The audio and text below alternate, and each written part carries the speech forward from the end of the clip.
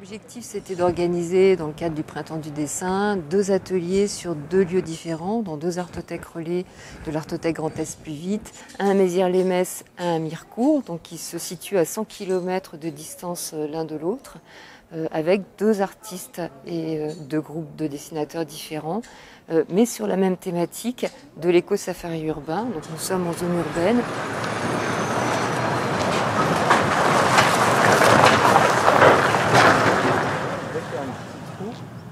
Ben, ce qu'on peut voir là, par exemple, en fait, dès qu'il y a une partie du sol qui se détruit, ou même qui se fissure juste, tout de suite, il y a toute l'espèce de vide du sol qui est là-dessous, en fait, qui redéborde et qui rejaillit. Le but de l'atelier, c'était de s'intéresser aux herbes folles, aux mauvaises herbes, aux adventices, en fait, à toutes ces plantes qui viennent un peu faire effraction dans la ville, qui viennent percer ou profiter d'une fissure dans l'asphalte pour apparaître. Et l'idée, c'était par le dessin de finalement venir déjà décaler un peu, décentrer notre regard pour s'intéresser à ces petites choses qui sont potentiellement indésirables, en tout cas sur lesquelles on ne s'attarde pas. Quand on a sur tes plantes, c'est pas très bon signe. Enfin, il y en a plein. Mais s'il y a une coccinelle qui vient, c'est sa fête. Pour elle, elle a de quoi manger. Du coup, il faut des produits pour les enlever?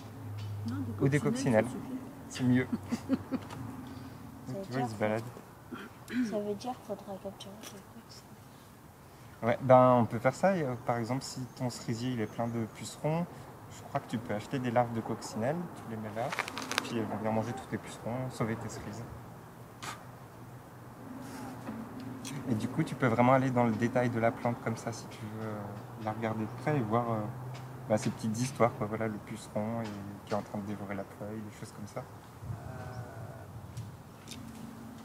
Je te propose une dernière plante quelque part sur ton dessin qui ne serait pas en bas du trottoir mais plutôt sur la limite en haut.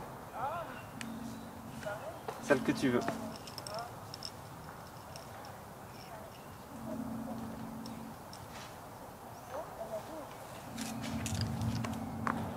Et l'idée ensuite, c'était de les aborder avec, par des techniques différentes. Donc on a expérimenté le cyanotype en étant simplement une récolte des différentes plantes qu'on avait pu croiser dans notre marche.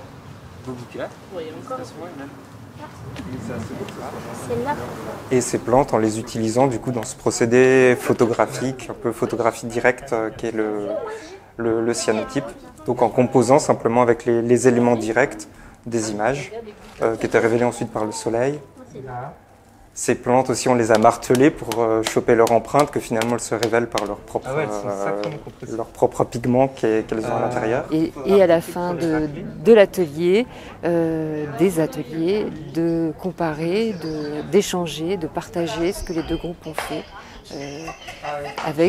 pour sentir toutes les différences qui sont liées et aux lieux, et aux artistes, et bien sûr aux dessinateurs.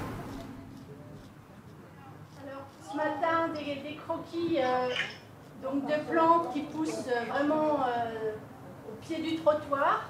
Et on les a nommés, on leur a donné des petits noms. On a Josiane et puis Gaston ici. Et l'après-midi, on est retourné et on a écrit leur nom sur le trottoir à la craie. On voit que vous n'avez vraiment pas du tout les mêmes plantes que nous. C'est vrai, on pas comme ça. Et on a aussi prolongé les plantes à la craie. Du coup, les plantes qu'on a nommées, on leur a inventé des racines. Quelque chose à ajouter, équipe Mézières? Bonne fin d'atelier. Bonne fin d'atelier. Salut. À bientôt. Au revoir. 8, 7, 6, 5, 4, 3, 2, 1, 0, top. C'est bon, j'ai réussi.